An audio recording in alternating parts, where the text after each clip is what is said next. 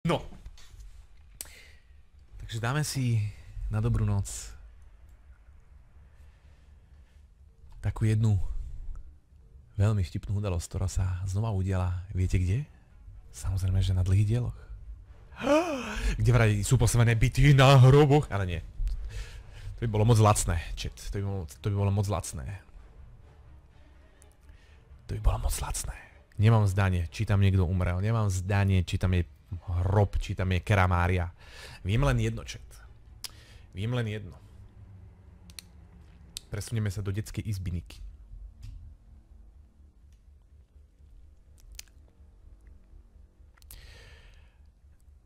A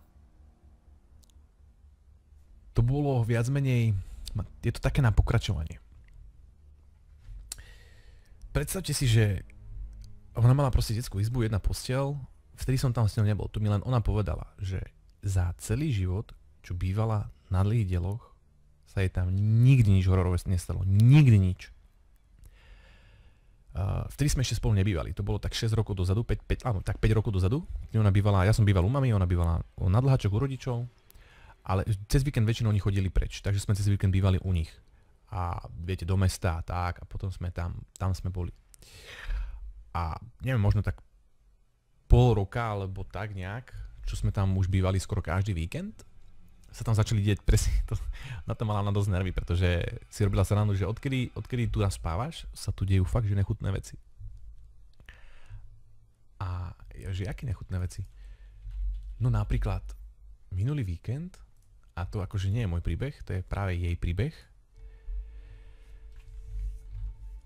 Minulý víkend, že chcela si akože láhnuť, bola neviem, nedeľa. To už som bol doma. Ona už bola doma. Ja som bol doma. A mi hovorila, že chcela si zláhnuť a počula proste nejaký zvuk.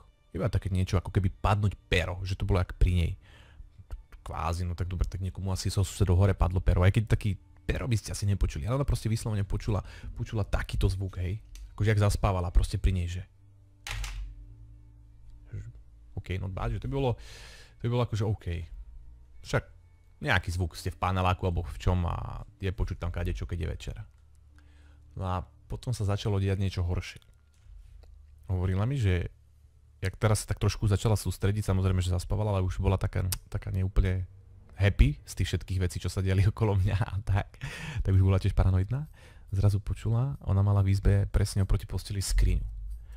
A z tej časti, jak je skriňa, proste počula, že také škrábanie na to drevo. Také škrábanie na drevo. Poznáte to? Také, keď niekto proste prechádza rukou po dreve, alebo tak. Proste.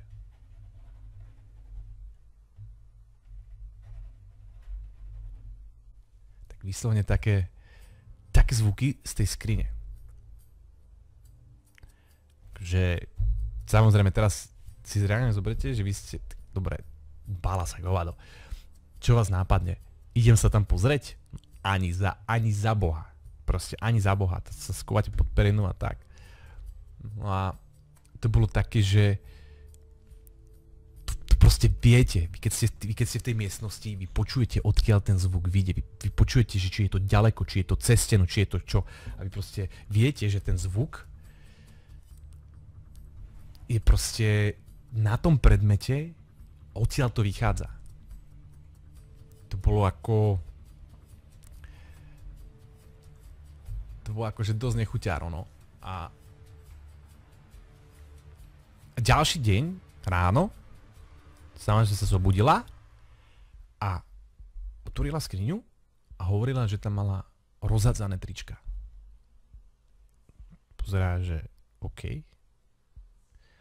No a takéto všelijaké halúze sa tam diali ešte, ja neviem, ešte 2-3 krát, ale o tých si povieme na budúce.